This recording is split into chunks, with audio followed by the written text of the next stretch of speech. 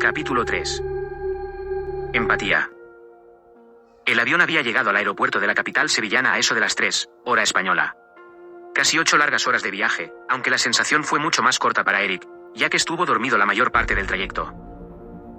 Una vez en España la intención era tomar un taxi en la terminal para trasladarse hacia el pueblo. Se puso en la fila correspondiente y esperó su turno. Ese día estaba bastante concurrido de viajeros que iban y venían, así que le llevó más de 10 minutos acceder a su transporte. Aún así, tendría que preguntarle al conductor si le llevaría hasta allí. No era la ruta habitual y cabía la posibilidad que se negara o quisiera cobrarle más de lo debido. La ventaja que tenía es que aún siendo estadounidense hablaba perfectamente el andaluz, así que pasaría por alguien de la zona evitando que el taxista se aprovechara de la circunstancia. Una vez tenía el suyo asignado dijo: «Buenas tardes, necesito que me lleve a Verdiego, provincia de Cádiz». «Sí, sé dónde está Verdiego, y más ahora con todo lo que está pasando», explicó el taxista, que añadió: «La carrera le costará 130 euros, teniendo en cuenta que tengo que hacer el viaje de vuelta, ¿le parece justo?». Apuntilló. «Me parece perfecto», corroboró Eric. «Pues páseme el equipaje, lo guardamos en el maletero y nos ponemos en camino», le informó en tono entusiasta. Se notaba que era un personaje alegre, aunque también denotaba que era algo charlatán. Unos minutos más tarde estaban en ruta. Juan, su tutor de intercambio, se había ofrecido en un principio venir a recogerle con Eva, aunque Eric se había negado en rotundo, ya que era un compromiso para él, teniendo en cuenta que bastante hacían por cederle su vieja habitación, permitiéndole quedarse las 2 semanas que tenía pensado disfrutar en la localidad. También barajó la posibilidad de alquilar un vehículo en el aeropuerto, pero finalmente desechó la idea. Lo de conducir no era lo suyo. Tenía permiso, pero en Los Ángeles se movía en transporte público y estaba acostumbrado a ello. Verdiego no disponía de una red de transporte siquiera parecida a la de California, pero las distancias en el pueblo tampoco eran un problema como para preocuparse. Una vez en la carretera el taxista comenzó a hablar. «Y dígame, ¿de dónde es usted?». «De Los Ángeles, Estados Unidos», contestó sin temor, ya que el precio estaba pactado. «¿En serio?», se sorprendió. «Pues nadie lo diría, parece usted de Cádiz». «Bueno, también me considero de esta tierra, llevo viniendo prácticamente toda la vida», dijo orgulloso. «Tiene usted familia en Verdiego, supongo». Eric no contestó a la pregunta, por el contrario le formuló otra. «¿A qué se refería cuando dijo con todo lo que está pasando allí?», preguntó con una carga considerable de intriga en sus palabras. «¿Es que no se ha enterado?». «¿Qué ocurre en Verdiego?», insistió. «Lo de los niños desaparecidos, secuestrados, o yo qué sé. La televisión está todo el día hablando de ello». Eric recordó que Eva le había comentado hacía unas semanas algo de eso, pero no pensó mucho en ello.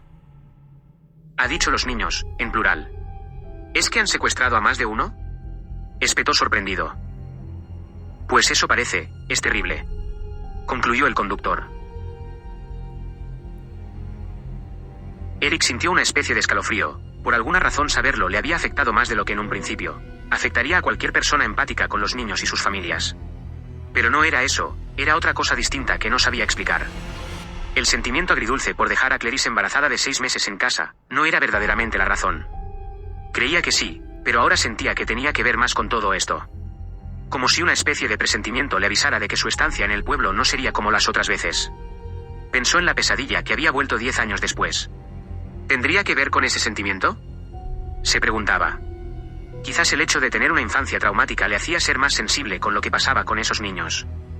Había sufrido en sus propias carnes conocer lo que era el miedo, mirarlo cara a cara. El terror a estar solo y desprotegido, y aunque fueran situaciones distintas eran igualmente coincidente para sentirse desvalido. No se lo deseaba a nadie que no se lo mereciera, y menos a un niño inocente. Además iba a ser padre en unos meses y el temor por llegar a sufrir algo así por su hijo le devoraba por dentro. Es posible que fuera eso, su subconsciente tenía la información del primer secuestro, y eso unido a su pronta paternidad y el trauma infantil le había provocado un estado de nerviosismo, pánico, o algo similar que le hacía padecer ese estado anímico, y todo esto habría desatado que la pesadilla de su juventud volviera a manifestarse. Divagaba con todo ello, pero por muy extraño que sonase tenía sentido.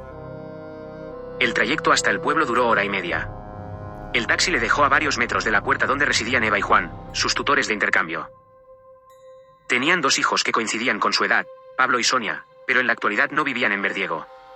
Pablo lo hacía en la capital de España debido a su trabajo y Sonia residía en Cádiz por igual motivo. Ella sí acudía al pueblo de forma más asidua por la cercanía de las poblaciones. Pablo, por el contrario, solo lo hacía en vacaciones, aunque este año las disfrutaría en el mes de agosto. El caso es que Eric estaría solo con los padres. Al menos tendría la más absoluta intimidad a la hora de dormir solo en su cuarto, pensó. La alegría por verle hizo un paréntesis en los estados de ánimo de los tutores. La localidad estaba irascible por todo lo que estaba aconteciendo en estos últimos tiempos, y claro, a Juan y Eva les pasaba exactamente lo mismo que a los demás. Y aunque ya no tenían niños pequeños y disfrutaban de sobrinos, en definitiva el miedo también se había apoderado de ellos. Lo inquietante era, que en una población tan pequeña ocurriera 2 veces en un transcurso de tiempo tan corto. Pero además, esta comarca ya había sufrido desapariciones misteriosas en la antigüedad, y jamás se habían vuelto a saber de ellos.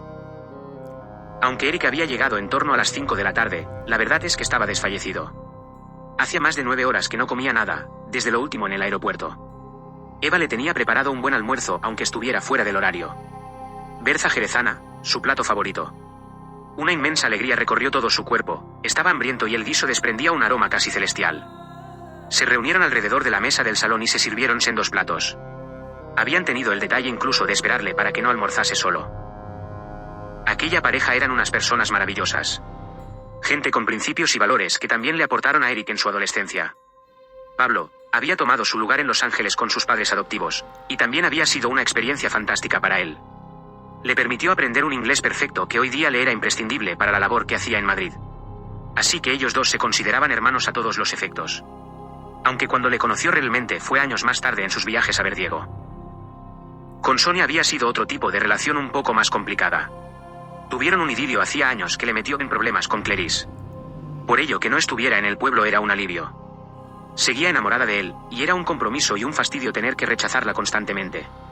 Quería a su novia y ahora estaba a punto de ser padre. No pretendía poner en riesgo todo eso por un par de revolcones. Eva, después de verle introducir la cuchara en la berza una y otra vez, dijo: «Vaya. Pues sí que tenías hambre, ¿cómo está eso? Te superas cada vez que haces este guiso. Tremendamente bueno», dijo mientras se volvía a llevar la cuchara a la boca. Las risas después del comentario resonaron por aquella habitación. Vivían en una casa en la parte antigua del pueblo. Era una vivienda grande aunque desproporcionada en las dimensiones de cada estancia. Estaba decorada al estilo de pueblo, sin lujos pero apañada. Los muebles que ornamentaban toda la casa eran de estilo rústico manteniendo la esencia original de aquella villa. Disfrutaba de doble altura y en la parte de arriba estaban los dormitorios. La zona que a Eric más le fascinaba, era sin duda el patio al estilo cordobés que había en mitad de la vivienda, entre el salón y la cocina. Sus paredes la decoraban decenas de macetas de geranios colgadas alrededor de los muros, que lucían en un blanco inmaculado debido a la cal en la que estaban pintadas. Tenía una mesa en el centro, y a su alrededor sillas en madera rústica donde cada día se sentaban al fresco de la tarde. La televisión estaba encendida y daban un programa de actualidad. El presentador había anunciado a la audiencia que en unos minutos conectarían con la comandancia de Verdiego, donde se estaba produciendo una conferencia de prensa a cargo de la jefa de la UCO, para informar sobre el estado de la búsqueda. Eric hizo un comentario al respecto de todo esto. «¿Qué está pasando, Juan?» El otro día se lo decía a Eva. Dijo en un principio y luego prosiguió. «Le decía que este año no era un buen momento para vacacionar aquí en el pueblo, pero no te dijimos nada porque no queríamos que pensases que lo hacíamos para que no vinieras. Ya sabes que te apreciamos mucho y estamos encantados de que nos visites», concluyó el hombre. Eva, al mismo tiempo que le informaba a su marido, asentía con su cabeza confirmando lo dicho. «¿Sabéis? En el taxi que me ha traído hasta aquí venía pensando en algo parecido. Me siento extraño desde hace unos días y el hecho de dejar a Clarice sola en su estado, que Pablo y Sonia no estén, e incluso mi amigo Sergio tampoco se encuentre en el pueblo, me hacía preguntarme por qué aún así no había pospuesto el viaje. Y la verdad es que no lo sé, algo me ha empujado a venir y creo que ese algo tiene que ver con esos niños», dijo Eric encogiéndose de hombros. «¿A qué te refieres?», preguntó Juan intrigado. No había entendido exactamente lo que quería decir. «No lo sé», insistió. «Solo os puedo decir que algo dentro de mí me dice que tengo que estar aquí. Es como cuando sabes algo y no sabes por qué lo sabes, simplemente lo sabes», apuntilló. «Sí, sé lo que quieres decir, pero aún así no lo entiendo», confesó Juan. Eva cambió de tema en ese preciso instante. «¿Y cómo lleváis eso de ser futuros padres?», hizo una breve pausa y antes de que contestara siguió diciendo. «¿Recuerdas, Juan? Cuando era más joven y decía que jamás tendría hijos. Que eso no era para él. ¿Te acuerdas?». Como no iba a acordarme de aquella charla donde nos dijo que traer a un niño a este mundo era un acto de crueldad. Recordó Juan con una sonrisa irónica en su rostro. Eric también sonrió al acordarse de esa conversación. Habían pasado muchos años y aunque por entonces pensaba de aquella manera, hoy por hoy sabía exactamente el porqué de aquel pensamiento. Hay algo que ocurrió en el segundo orfanato en el que estuve que jamás os conté. Fue una historia bastante terrible que, unido a mi trauma vivido hasta ese momento, hizo que me planteara años más tarde que no traería un hijo a este mundo. No es porque los niños no me gustasen como dije alguna vez, simplemente era miedo por las experiencias sufridas. Eva le interrumpió en ese instante. ¿Qué te ocurrió en ese orfanato? Lo preguntó con una expresión temerosa. Eric comenzó a relatar la experiencia sufrida a la edad de 9 años. Veréis. Hizo una pequeña pausa y prosiguió. Tras los primeros 3 años en el primer orfanato donde no conseguía adaptarme, ni siquiera articulaba palabra alguna en el tiempo que estuve allí, eso desembocó que el psicólogo del centro recomendara mi traslado a otro más experimentado en niños con un trauma como el que sufría por aquel entonces.